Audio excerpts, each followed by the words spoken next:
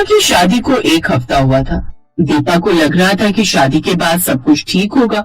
उसके ससुराल में सास, ससुर, ननद और पति हैं। छोटा सा परिवार होगा, कोई ज्यादा रोक टोक नहीं होगी। पर दीपा ने जो सोचा था उससे विपरीत ही था। ससुराल में 4 लोगों का परिवार नहीं था। दीपा की सास की बहुत दूर दूर तक रिश्तेदारी थी। आए दिन दीपा की अलग अलग सास आई रहती थी। दीपा बहू, ये तुम्हारी मौसी सास है, पैर छुओ सासू माँ के। जीती रहो बहू, अब जल्दी से पोते का मुंह दिखा दो। तुम्हें पता है दीपा, हमारा नवीन जब छोटा सा था हमेशा तुम्हारी मौसी सास के घर पर ही खेलता रहता था। बहुत प्यार करता है नवीन अपनी मौसी माँ को। बहू, मेरे लिए तो दूध में पत्ती डालकर ले आना और हाँ, चीनी कम डालना। काफी देर तक मौसी सास बातें करती रही, तभी पड़ोसन भी आ गई। राम राम सुमित्रा बहन, कैसी हो? अरे पुष्पा बहन भी आई हुई है। आओ आओ कमलेश, कैसी हो? बहू, ये भी तुम्हारी सास ही है, इनके भी पैर छुओ। अरे बहू, तुमने मेकअप नहीं किया? अभी तो तुम्हारी नई नई शादी हुई है। थोड़ा लिपस्टिक बिंदी लगा कर रहा करो। नई नवेली बहुएं सजी सबरी अच्छी लगती हैं। जाओ बहू, पहले मेकअप करके आ जाओ, उसके बाद सबके लिए चाय बना लेना। जी। दीपा को मेकअप करना बहुत कम पसंद था। वो लिपस्टिक बिंदी वगैरह कम ही लगाती थी और सबके कहने पर उस दिन उसने मेकअप कर लिया। अब तो ये रोजाना का ही नियम बन गया था। कोई न कोई रिश्तेदारी की सास घर पर मिलने आती रहती थी। दीपा बहू, ये मेरे बचपन की सहेली है शकुंतला। ये भी तुम्हारी सास ही है, कुछ दिनों के लिए रहने के लिए आई है। और ये शकुंतला की बहन मालती, उनकी बेटी की शादी है। बहू, मालती मेरी बहन है, इस नाते ये भी तुम्हारी सास हुई। मालती के भी पैर छुओ। बस बस बहू, जीती रहो जीती रहो। शकुंतला, अपनी अटैची मेरे कमरे में ले चलो, वहीं थोड़ी देर लेट भी लेना। बता दो क्या खाओगी? दोपहर में बहू बना लेगी। दीपा, हम तो प्याज लहसुन के बिना ही खाना खाते हैं। तो कोई बात नहीं, तुम्हारे लिए बिना प्याज लहसुन का खाना बन जाएगा। बहू तुम्हारे लिए अलग बना देगी। दीपा बहू, इनके लिए बिना लहसुन प्याज का खाना बना देना। हाँ बहू, और ध्यान रखना बर्तन में प्याज और लहसुन बिल्कुल नहीं लगना चाहिए। बर्तन को पहले अच्छे से धो लेना। जी आंटी जी। अरे बहू, आंटी नहीं, सासू माँ कहो इन दोनों को। ये दोनों भी तुम्हारी सासू माँ ही है। जी माँ जी। अभी तक तो सब ठीक था। दीपा हाँ में हाँ मिला रही थी, पर एक दिन दीपा नवीन के साथ घूमने के लिए जा ही रही थी। उस बीच नवीन की ताई और चाची दोनों आई हुई थी। माँ जी, एक चाय। हाँ बहू, लाओ रख दो। कहीं जा रही हूँ बहू? जी ताई जी नवीन जी के साथ बाजार जा रही थी। दीपा बहू, कपड़े ज्यादा छोटे नहीं पहने हैं, कोई सूट साड़ी पहन जाती। ये कटे पिटे कपड़े भाई हमें तो समझ आते ही नहीं है। पता नहीं तुम आजकल की बहुएं टाइट कपड़े और छोटे छोटे टॉप कैसे पहन लेती हो। हमारी बहुएं तो नहीं पहनती। मजा ले अगर ऐसे कपड़े पहनकर कहीं घूमने के लिए चली जाए। हमने तो इतना बोला ही नहीं है, अपनी बहू को इतनी छूट देते ही नहीं है। सुमित्रा, तुमने बहू को मना नहीं किया इस तरह के कपड़े पहनने के लिए?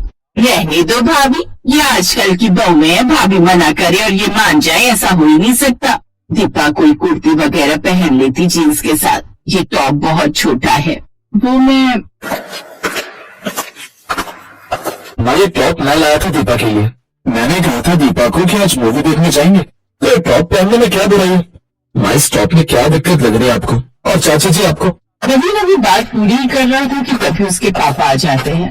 नवीन की माँ, कल हमें गाँव जाना है, सब नई बहू से मिलना चाहते हैं, तो माँ ने गाँव बुलाया है। भाई साहब का दुकान से फोन आया था, नई बहू को लेकर जाना होगा, उन्होंने स्पेशल बोला है। देवर जी, इनका फोन आया था, मैं बात कर लेती हूँ, फिर तो हम सबको कल गांव निकलना होगा। बहू, अब तुम तैयार हो जाओ, गांव में बहुत बड़ी रिश्तेदारी है हमारी सासू माँ यानी तुम्हारी दादी सास अब तुम्हें वही मिलेंगी। दीपा और नवीन घूमने के लिए चले गए। थैंक यू नवीन जी, मेरा साथ देने के लिए। दीपा, 7 फेरे और 7 वचन निभाते हुए मैंने एक वादा ये भी किया था कि मैं हमेशा तुम्हारे साथ निभाऊंगा। ओके नवीन जी, गांव में कौन कौन रहता है? मुझे तो बहुत घबराहट हो रही है। यहाँ पर ही मैं अभी तक इतनी सारी सासों से मिल चुकी हूँ, यहाँ पर पता नहीं कौन कौन मिलेगा। हाँ ये तो है, गाँव में दादी जी, परदादी जी और उनकी बहनें, बहनों की बहनें सब शुरू से गाँव में रहती हैं। अब कुछ दिन के लिए तो तुम्हें उन्हें झेलना पड़ेगा। अगले दिन पूरे परिवार के साथ दीपा गांव के ससुराल में पहुंचती है। दीपा को लगा था कि गांव में उसे बहुत परेशानी महसूस होगी, पर दीपा को तो गांव में इतना प्यार मिला जैसा उसने सोचा भी नहीं था। गांव में दीपा की दादी की परदादी की 10-12 तो बहनें थी। उसके अलावा बहनों की देवरानी, जेठानी और उनकी भी सास। कुल मिलाकर गांव में दीपा को 100 सासों से मिलने का मौका मिला। दीपा बहू, गिनती कर लो, तुम्हारी 1-2 सास नहीं है, बल्कि ये समझ लो तुम्हारी ससुराल 100 सासों वाली ससुराल है। सब तुम्हें प्यार देंगी। हमारे यहाँ सब एक साथ मिलजुल कर रहते हैं। हर परिवार में बहुत प्यार है। गांव में जितने भी दिन रहोगी तुम्हें किसी चीज की कमी नहीं रहेगी। अच्छा, मुझे एक बात बताओ, तुम्हें सुमित्रा ने तंग तो नहीं किया ना? क्योंकि मैं भी इसकी सास हूँ। और हाँ, मेरी भी सास वो बैठी है, यानी कि तुम्हारी परदादी सास। बिल्कुल ठीक कह रही है जानकी। सुमित्रा, अपनी बहू को बेटी की तरह प्यार देना। अपना घर छोड़कर बेटियां ससुराल आती है ना, तो उन्हें बेटियों की तरह प्यार और दुलार की जरूरत होती है। खूब संजो कर रखना अपनी बहू को, बहुत लाड प्यार देना, जैसा मैंने जानकी को दिया और जानकी ने तुम्हें, और तुम्हारी इन दोनों देवरानी जेठानी को दी। सुमित्रा बहू, दीपा बहुत प्यारी है। बेटियां बहुत भाग्य से मिलती हैं।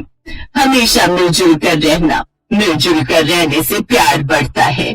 हम तो बस यही आशीष देंगे दीपा बहू कि तुम हमेशा इस घर में खुश रहो। ये हुई ना सुमित्रा अच्छी सासों वाली बात। अपनी सास की बातें सुनकर सुमित्रा की आंखें नम हो गई।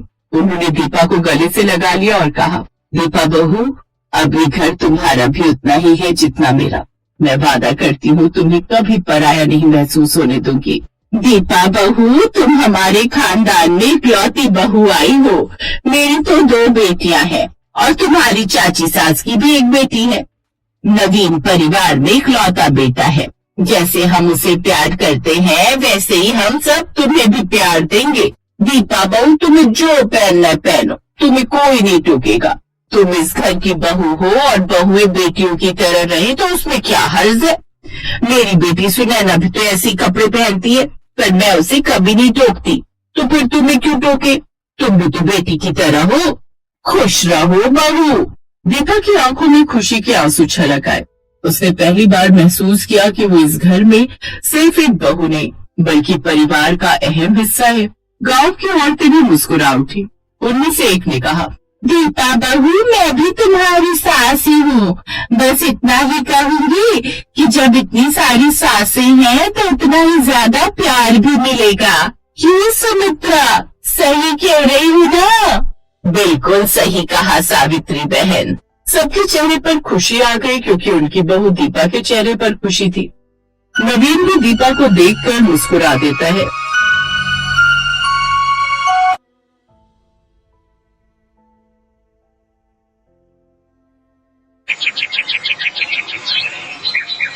खिड़की के पास खड़ी पूजा पुराने दिनों को याद कर रही थी।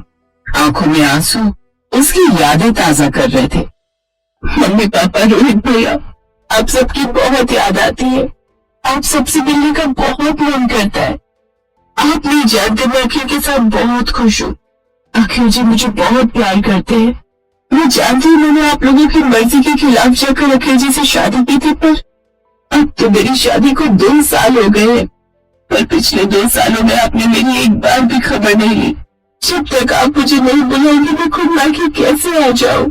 अखिल से शादी के बाद तो मायका भी अपना नहीं रहा। तभी अखिल आ जाता है। मायका अपना कैसे रहेगा पूजा? याद नहीं तुम्हारे पापा ने तुम्हें क्या कहा था कि कभी भी तुम अपने मायके में पैर नहीं रखोगी। वो तुमसे सारे रिश्ते तोड़ चुके हैं। इन 2 सालों में कभी भी किसी ने तुम्हारी सुध नहीं ली। तुम रक्षाबंधन पर राखी और भाई दूज पर तिलक भेजना नहीं भूलती हो। पर रोहित ने कभी सोचा कि एक बार मैं अपनी बहन से चुपचाप ही मिलने आ जाऊं? वो भी तुम्हारे पापा के खिलाफ नहीं चाहता। क्या अपनी बहन के लिए उसका यही प्यार है क्या?